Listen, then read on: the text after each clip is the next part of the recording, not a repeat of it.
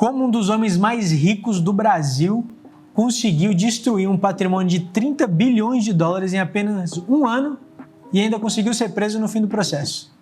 Hoje a gente vai contar a história do Eike Batista, um dos grandes nomes do empresariado brasileiro no início dos anos 2000, e o que aconteceu ao longo da sua vida até o ponto dele ser preso e perder tudo aquilo que ele construiu.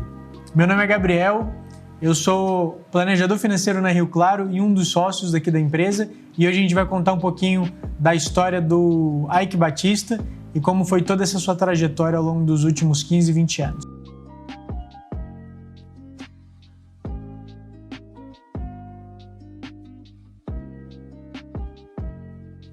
Eike foi nascido em Governador Valadares e, por ser de uma família rica, viveu entre o Brasil e a Europa durante o seu processo de educação.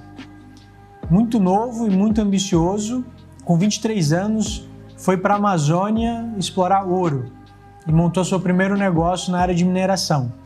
E conseguiu vender essa empresa por alguns milhões de dólares, que foi o que deu o seu primeiro salto no mundo dos negócios e trouxe essa relevância para o mundo da High Society brasileira. No auge do seu sucesso, o Eike ele não era apenas um empresário. Ele era um ícone no Brasil e era visto no mundo inteiro como um dos grandes empresários ali do século XXI. E não somente isso, apesar de ser uma pessoa extremamente capaz de desenvolver ideias e construir negócios, ele aproveitou de um momento muito peculiar da economia, de uma forma geral do mundo, que foi o boom das commodities. E como seu principal negócio era commodity, que era basicamente mineração, petróleo e indústria naval, ele surfou um boom que estava acontecendo no mundo ali entre 2003 a 2010 e o Brasil foi um dos grandes precursores desse desenvolvimento, muito puxado também pelo aquele crescimento extremamente elevado da China do início do século. Neste momento, a gente estava vivendo um mundo no Brasil onde várias empresas estavam abrindo capital na Bolsa. Era um momento que a abundância de dinheiro estava circulando e o Eike não deixou de aproveitar essa oportunidade e começou a abrir capital na Bolsa das suas empresas.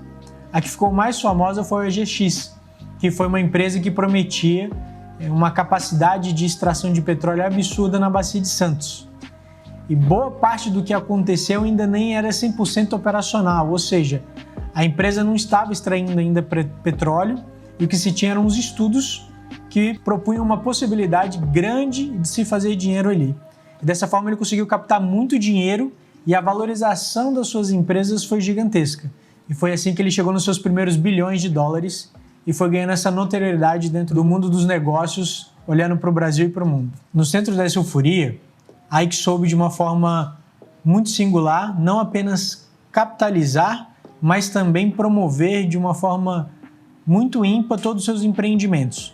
Neste momento ele lançou o IPO da OGX e da MMX, trazendo essa confiança nos investidores de que poderiam ter grandes retornos com a extração de petróleo e outros minérios.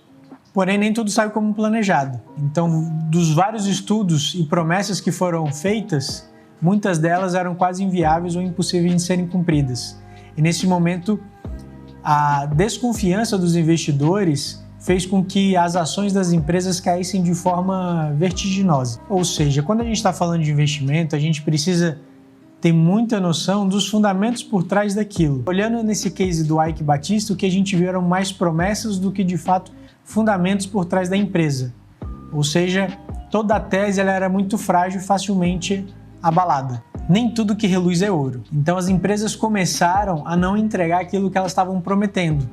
Aqueles lucros absurdos e possibilidades de ganhos exorbitantes não foram se concretizando e naturalmente a desconfiança do mercado foi aparecendo.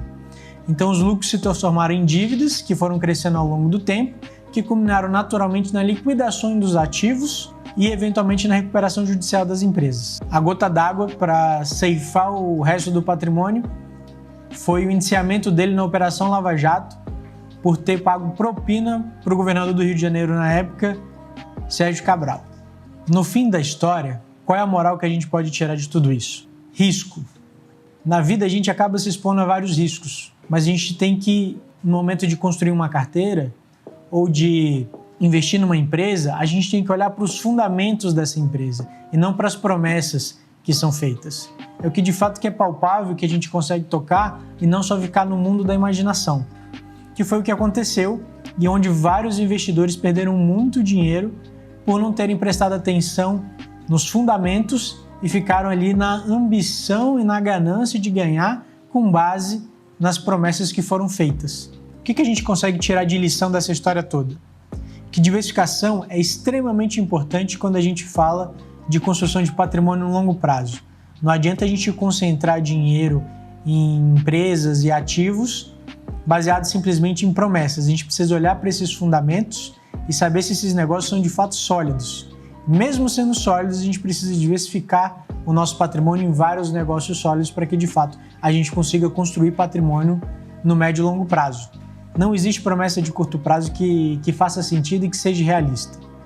Basicamente, uma promessa que está tentando buscar um viés emocional que é mais forte às vezes do que você, que é da ganância, de querer ganhar dinheiro rápido, e não necessariamente isso vai se tornar realidade.